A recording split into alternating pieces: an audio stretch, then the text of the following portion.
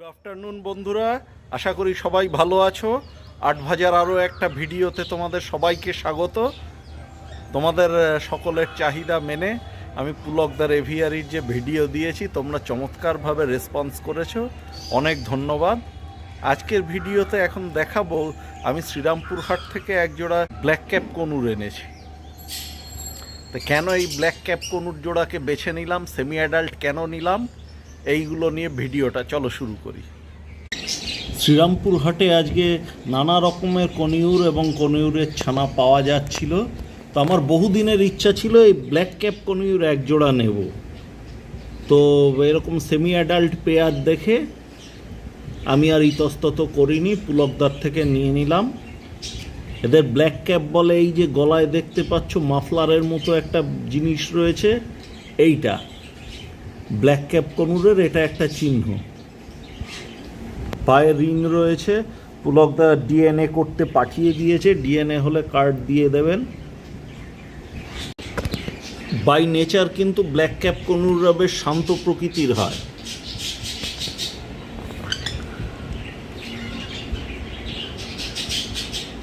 এই যে দেখো পিক পিক করে ডাকছে, তার মানে এখনো বাচ্চা এরা, কিন্তু সেলফ ফিডে এসে গেছে। এরকমভাবে যদি ছোট অবস্থায় নিয়ে নিজের বাড়িতে রাখা যায় তাহলে এরা খুব সহজেই বাড়ির পরিবেশের সাথে পরিচিত হয়ে উঠতে পারে। এরা দেখা মাত্রই আজ আমার নজর কেড়ে নিয়েছে। আজকে বেশ ভালো গরম রয়েছে, ওই কারণে ওদের আমি হাট থেকে এনে প্রথমেই এই যে সানিদার থেকে যে বাটিগুলো কিনেছিলাম, এই বাটিটাকে গরম জলে ধুয়ে এর মধ্যে জল, উষ্ণ জল, এই বাটিটাকে ভালো করে ধুয়ে এর মধ্যে জল এবং তাতে নুন আর চিনি মিশিয়ে দিয়েছি। ওরা তৃষ্ণার্তের মতো সেই জল খেয়েছে।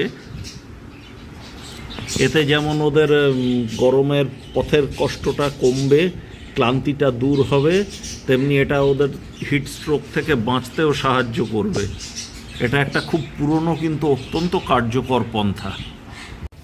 এবারে আমি ওদের এই ছোট খাঁচাটায় 7 দিনের জন্য কোয়ারেন্টাইন করে রাখবো, যাতে ওদের মধ্যে কোনো লুকানো অসুখ ইত্যাদি যদি থেকে থাকে বা রোগ জীবাণু, সেটা যেন অন্যান্য পাখিদের মধ্যে ছড়িয়ে না পড়ে। কোয়ারেন্টাইন করে রাখাটা প্রত্যেক পাখিপ্রেমীর অবশ্য কর্তব্য। নতুন পাখি আনলে অবশ্যই তাকে কোয়ারেন্টাইন করে রাখা উচিত।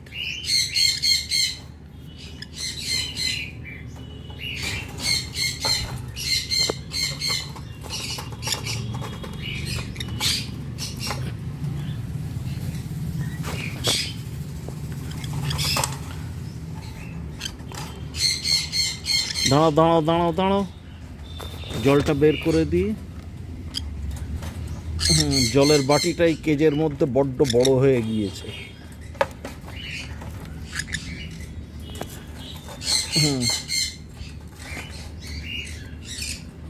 যাও বাইরে যাও।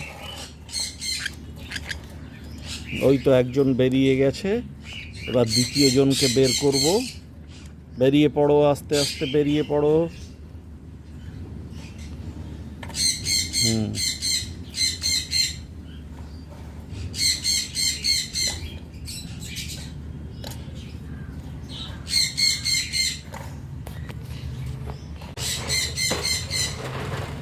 এই যাও যাও যাও, বেরিয়ে পড়ো বেরিয়ে পড়ো বেরিয়ে পড়ো। হ্যাঁ, গুড। দরজাটা আটকাচ্ছে একটু, এই হয়ে গেছে। ওদের গায়ে এইভাবে কোনোভাবে হাত না দিয়েও কিন্তু আমি ওদের নতুন কেজে দিয়ে দিলাম।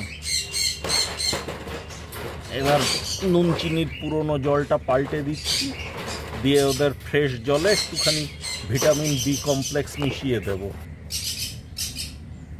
নতুন বাড়িতে এসে ওরা একটু ঘাবড়ে রয়েছে, এই সময় নার্ভের ওপর যাতে চাপ না পড়ে এই কারণে নতুন আনা পাখিদের ভিটামিন বি কমপ্লেক্স দেওয়া হয়, আমিও তাই দিচ্ছি।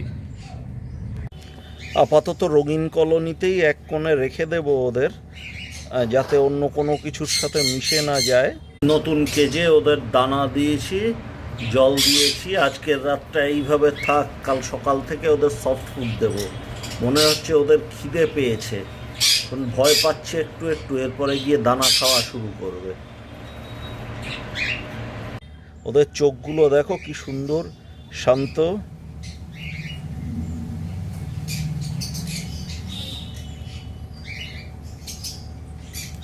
ব্ল্যাক ক্যাপ জোড়া কেমন লাগলো তোমাদের আমাকে জানাতে ভুলো না কিন্তু। পরের ভিডিও আসছে খুব শিগগিরই, জুড়ে রাখো, সাথে থাকো। তরতাজা আট ভাজা।